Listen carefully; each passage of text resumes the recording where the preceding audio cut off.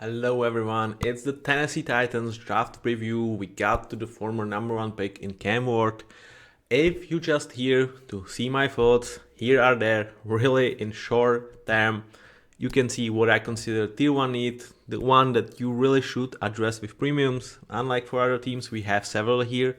And let's face it, I really hope that Cam Ward is going to get better team around him after really surviving very well in year one.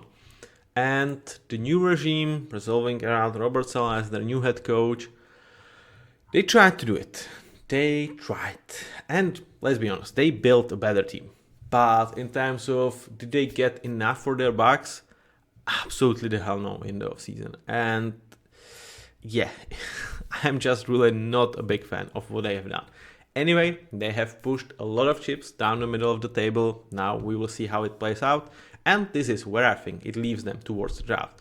In terms of QB, do we really need to spend any time here? Cam Ward is the number one pick from just last year. They are not giving up on him. They should have not. And behind him, I actually really like the addition of Mitchell Trubisky because I think he is a guy that has a bad rep because he was drafted super high. Bears drafted him over Patrick Mahomes, etc., etc. But I think during his career in the NFL, he showed to be kind of a humble guy, in my opinion. Really never felt like just because of draft status he should be starting. He is working hard, at least to my understanding. And a couple of years behind Josh Allen should really provide him with a ton that he can translate to young quarterbacks. And he could be a real nice backup for several years to come in the NFL. And I am actually kind of low-key applauding Titans for bringing him here. In terms of running back, where do I stand? I stand on tier 2 need, and here is why. Tony Pollard and Tyjae Spears are good, absolutely good backfield. At the same time, both have kind of 1 year left on their deals. Tyjae Spears, we know, has some sort of degenerative situation with his knee. So the big question is, do they stick with him for a second contract? And if so, will it be adjusted towards, he probably could have like a Todd Gurley where just out of nowhere he will just stop playing. And at the same time, I think they are leaning towards that because they are not using him as a full workhorse. They didn't hand him the reins, even though he had really nice year complementing Derrick Henry. They have brought Tony Pollard. So I think as a running back too, for years to come, let's say 3-4 millions a year, 300 snaps, I think he absolutely does the job. Tony Pollard, I think you need to upgrade. After all, I don't think he's a bad running back, but the price is going to be still high for next year. They don't necessarily have any more commitment to him. And I would say with this room, to me, it really is if they don't address it at all, I'm absolutely okay. And I don't say that very often when it comes to tier 2 needs. But I think they could be smart and they have one more room that I think they should absolutely approach with the same attitude. And it is, if we get a guy that we really like and we feel like is value to draft him, let's do it and cut Tony Pollard because there is just 3 millions left in dead cap money if they do it. So tier 2 need may be exaggerated because room is perfectly fine for right now, but don't sleep on them actually drafting running back in potentially third round. In terms of wide receivers, Wan'Dale Robinson, huge investment. They redo Calvin Ridley's deal, and they have drafted a lot of guys last year. Some of them I do really like. At the same time, do I believe they have an alpha wide receiver on this roster? No, I don't. And I don't think they even have a potential for it. So to me, this room, even though I will call it a tier 2 need, is clearly a one that you should approach with one or two attitudes. I would actually hate if they have spent second or third round here, even though that's kind of what tier 2 means. Because that would mean adding another guy who is more likely just a number 2 rather than looking for an alpha. I think for an alpha, you look in the first round. So either do that or kind of leave the zoom be because you have Wan'Dale, you have Calvin Ridley, Eli Manor, several good pieces from last year, and just let it be. I'm fine with that approach. I'm absolutely fine for looking for an alpha. I would hate to split the fingers and be in the middle. I don't think that would be a smart roster building. Let's see where they end up. In terms of tight ends, another one where they have made their move, bringing Daniel Bellinger. They also have Karen Helm from last year's draft, who to me still is a tight end one. I think he's a better tight end right now than Daniel Bellinger and projects better towards the future. So whether we like the addition of Bellinger or not, this gives them a room that they seem to believe in and makes it a clear tier 3 need, because when I do the judgment, I think of past investment in terms of draft, just last year's second round, past investment in terms of free agency, they have just signed a veteran on bigger deal.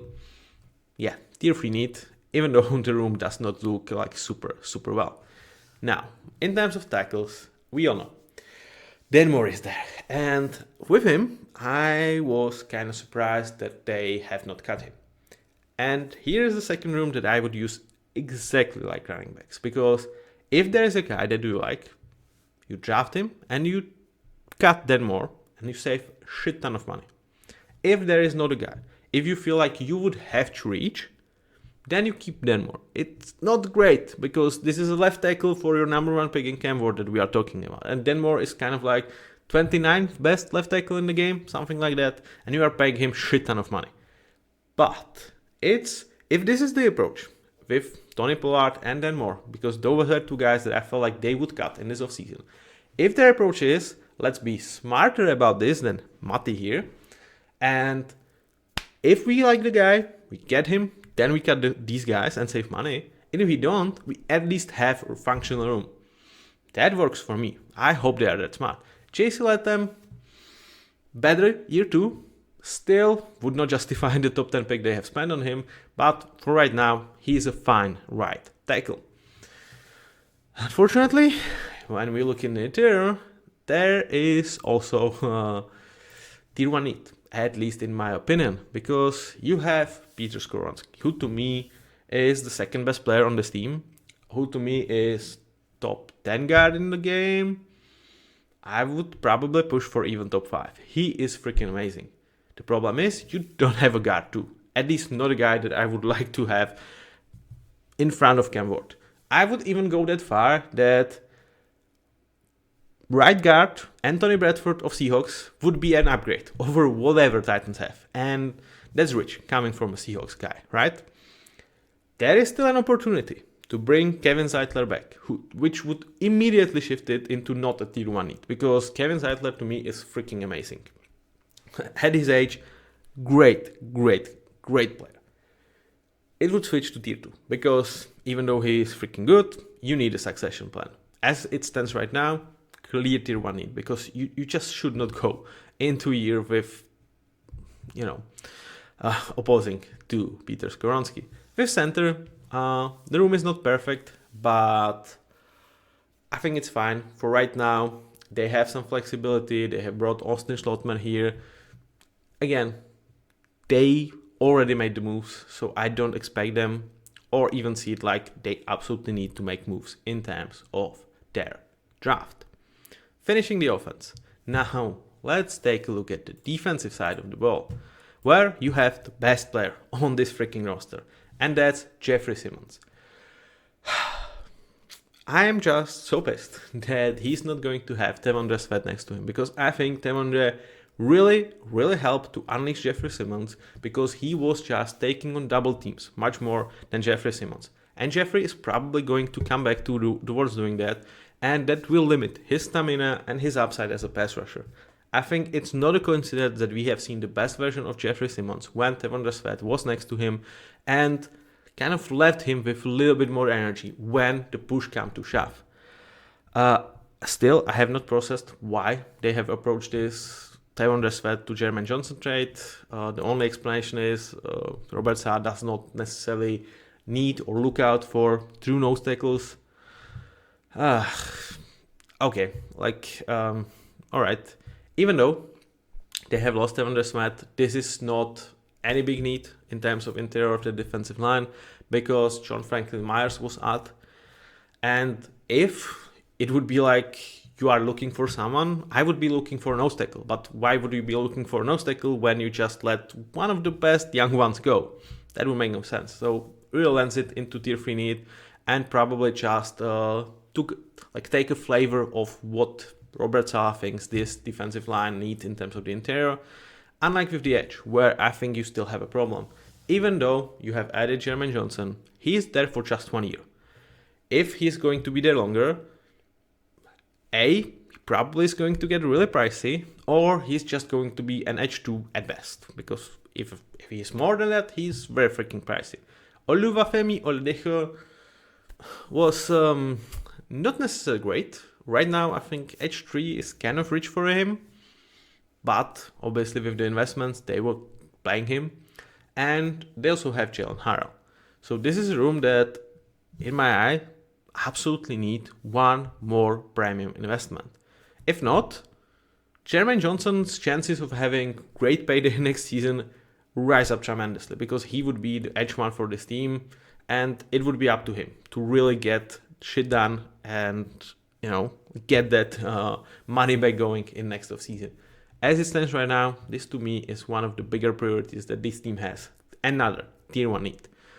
Linebacker room.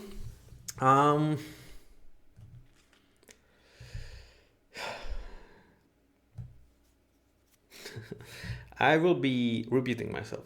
I would approach this very much same as tackle and running back. You can cut Cody Barton and save a lot of money. Or not as a lot, but you can save some money. If you like the guy, get him next to Cedric Gray, who's like solid LB2 developmental linebacker. Cody Barton, I think, really, really struggled last season. And unless like Robert Saleh really sees him as a leader of this linebacker room that can rebound, I think we are counting his last year at worst with the Titans. So it lands to me into tier 2. This is a playable room for 26. It's nothing to write home about. And the long-term plan is very iffy at best. We don't stop with needs. Titans room, even though they have brought 2 very pricey corners, I don't really see corner number 1.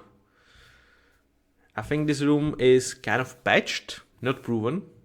They have bodies, they have flexibility and possible developments, but I would still say they absolutely would use one more outside corner for this room to feel really like good.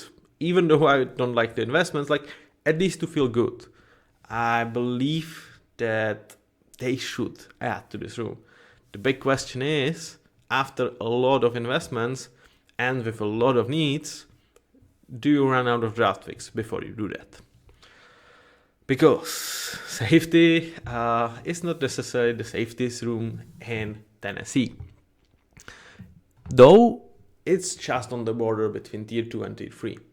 Because Amani Hooker is part to this room. Tennessee committed to him, and he's kind of your, how to put it?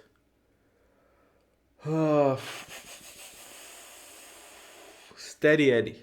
A guy that, a Colkmet of safeties, a guy that can survive as your number 1, but you really want something better if you want this to have a high upside. I do really like Kevin Winston. He is very interesting and very versatile, and I would not mind him as a counterpart to Amani Hooker and just play them together. Even then, like Tony Adams is kind of your free, not so sure on that one. Kevin Winston also, I feel like his main selling point in the draft was potentially another Cal Hamilton type of role, Nick Emanvori. So that would not count as like a proper safety, either free safety or strong safety. It's more like a slot corner situation. So that would leave us with just Amani Hooker. That's why like a low tier 2 feels like the right spot to land with the Titans. And with that, we are finished in terms of Tennessee Titans. And my final thoughts are, how the hell did we get into this situation where I really feel like there is a lot of glaring need after spending so much money in terms of free agency?